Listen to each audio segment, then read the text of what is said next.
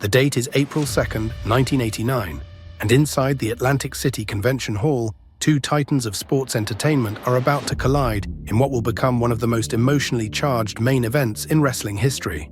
The air crackles with anticipation as 19,000 fans await the explosion of the mega powers, a friendship forged in mutual respect, but destined to crumble under the weight of ego, jealousy, and the intoxicating allure of championship gold. Hulk Hogan, the golden-haired embodiment of American heroism, stands across from Randy Savage, the flamboyant Macho Man whose paranoia has transformed admiration into bitter resentment. Between them stands Miss Elizabeth, the elegant valet whose very presence has become the catalyst for their destruction, forced into a neutral corner as the two men she cares for most prepare to tear each other apart. This singular moment represents far more than a championship match. It embodies the sophisticated psychological storytelling that would define professional wrestling's golden era and establish WrestleMania as the industry's premier showcase. WrestleMania 5 wasn't merely another pay-per-view event. It was a masterclass in long-term narrative construction, a culmination of months of carefully orchestrated character development that demonstrated wrestling's unique ability to blend athletic spectacle with deeply human drama. The show took place at the same venue as the previous year's WrestleMania 4, marking the only time in the event's history that consecutive WrestleManias would be held at the same location. This continuity wasn't coincidental. It represented the completion of a narrative arc that began with Savage's championship victory in the tournament final 1 year earlier, with Hogan's assistance proving crucial to that triumph. Now, 12 months later, that same assistance had transformed into perceived interference, turning ally into adversary in a masterful display of storytelling symmetry. The production values surrounding WrestleMania 5 also signaled wrestling's growing mainstream ambitions. Donald Trump's sponsorship, through his Trump Plaza Hotel and Casino, provided the event with an air of legitimate entertainment spectacle, while celebrity appearances from Morton Downey Jr. and a musical performance by Run DMC demonstrated the Federation's determination to position wrestling within the broader entertainment landscape. The opening contest featured Hercules facing King Haku in what appeared to be a straightforward power versus technique encounter, but actually served as a microcosm of the evening's overarching themes regarding loyalty and betrayal. The climactic moment arrived when Hercules became distracted by Heenan's ringside interference, allowing Haku to capitalize with his devastating savate kick. Yet Hercules' ring awareness proved superior as he avoided the follow-up diving splash and secured victory with a perfectly executed bridging back suplex. The second encounter presented the twin towers of Akeem and Big Boss Man against the high-flying rockers of Shawn Michaels and Marty Jannetty in a classic power versus speed confrontation. The Rockers' aerial assault initially caught their larger opponents off guard, with Michaels delivering a spectacular missile dropkick that sent Bossman reeling, but the Twin Towers' superior size and strength gradually asserted dominance. Akeem's devastating Air Africa finishing maneuver ultimately sealed victory, but not before the Rockers had demonstrated their resilience and established themselves as legitimate contenders despite the loss. The third bout featured Brutus Beefcake confronting the $1 Million Man in the first pay-per-view appearance of the $1 Million Championship, a title that represented the belief that wealth could purchase legitimacy in professional wrestling. The match's significance extended beyond its competitive elements, as a pre-match interaction with event sponsor Donald Trump provided visual confirmation of the connection between wrestling and high-stakes entertainment. The contest's inconclusive double count-out finish reflected the ongoing nature of their rivalry while maintaining both competitors' credibility for future encounters. The Bushwhackers' confrontation with the fabulous Rougeaus offered comic relief through the Bushwhackers' unorthodox fighting style and the Rougeaus' increasing frustration with their opponents' unpredictability. The match's humor masked sophisticated storytelling about cultural differences and the clash between traditional wrestling technique and innovative approaches. Luke and Butch's eventual victory through their signature battering ram maneuver validated their unconventional methods while providing the audience with much-needed levity following the more serious preceding encounters.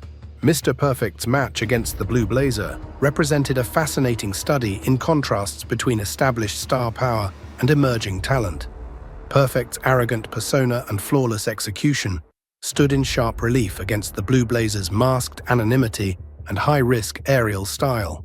The match's brief duration allowed both competitors to showcase their distinctive abilities without overstaying their welcome, culminating in Perfect's Perfectplex victory that maintained his undefeated streak while establishing the Blue Blazer as a credible threat for future programming. Dino Bravo's contest against Ronnie Garvin exemplified the Federation's international flavor, with Canada's self-proclaimed strongest man facing off against a grizzled veteran known for his toughness and technical skill. Bravo's power-based offense dominated the early exchanges, but Garvin's experience and craftiness kept him competitive throughout, creating a compelling narrative about youth versus experience and raw strength versus technical knowledge. Bravo's eventual victory via sidewalk slam maintained his monster heel credibility, while showcasing Garvin's resilience in defeat. The Brainbusters' victory over Strikeforce in their tag team encounter provided one of the evening's most shocking moments through Rick Martel's unexpected heel turn. The match appeared to follow conventional tag team psychology until Tito Santana's accidental collision with his partner created the opening for betrayal. Martel's decision to abandon his longtime partner at the crucial moment demonstrated the fragility of partnerships in professional wrestling and established a new storyline direction that would resonate for months to come. The Brainbusters' subsequent Spike Piledriver and victory served to legitimize their status as premier contenders while destroying one of the Federation's most beloved tag teams. Jake Roberts' encounter with Andre the Giant, with Big John Studd serving as special guest referee, represented the culmination of a psychologically complex storyline built around Andre's fear of snakes. Studd's conflicted position as referee added another layer of complexity as his longtime rivalry with Andre created questions about his impartiality. Andre's eventual disqualification for attacking the referee provided a satisfying conclusion that maintained Roberts' heroic status while preserving Andre's monstrous credibility. The Hart Foundation's victory over Greg Valentine and the Honky Tonk Man showcased the rising prominence of Bret Hart and Jim Neidhart, while providing resolution to multiple ongoing storylines. The match's finish, featuring Hart's use of Jimmy Hart's megaphone to knock out the Honky Tonk Man, demonstrated the importance of opportunism and quick thinking in professional wrestling while advancing the Hart Foundation toward eventual championship contention. The Ultimate Warrior's shocking loss of the Intercontinental Championship to Rick Rude represented one of the evening's most significant title changes and demonstrated the Federation's willingness to surprise its audience with unexpected results.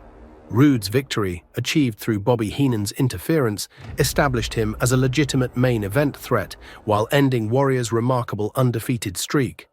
The match's dramatic finish epitomized the best qualities of professional wrestling, combining genuine athletic competition with compelling storytelling. Jim Duggan's double disqualification with Bad News Brown provided hard-hitting action while advancing both competitors' blue-collar hero and cynical villain personas respectively. The match's inconclusive finish maintained both men's credibility while setting up future encounters, demonstrating the Federation's skill at using seemingly minor matches to advance longer-term storylines. The main event between Hulk Hogan and Randy Savage for the World Heavyweight Championship represented the evening's emotional and dramatic climax, bringing months of storytelling to its inevitable conclusion. The match's early exchanges established the personal animosity between former friends, with both men struggling to reconcile their competitive instincts with their shared history. Elizabeth's presence at ringside provided constant emotional tension, as both competitors understood that their battle extended beyond championship glory to encompass questions of loyalty, jealousy, and masculine pride. The referee's decision to remove Elizabeth from ringside marked the match's crucial turning point, eliminating the last vestige of their shared past and allowing both men to fully embrace their adversarial roles.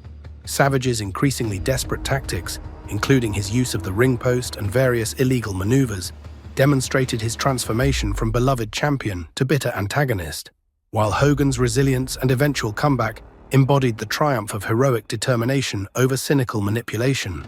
The match's climactic sequence, featuring Hogan's legendary hulking up comeback, followed by his decisive leg drop victory, provided emotional catharsis while crowning a new champion who would carry the company forward into the 1990s. Hogan's second championship reign began at the moment when wrestling's golden era reached its creative and commercial peak, establishing WrestleMania 5 as both the end of one chapter and the beginning of another in professional wrestling's ongoing evolution.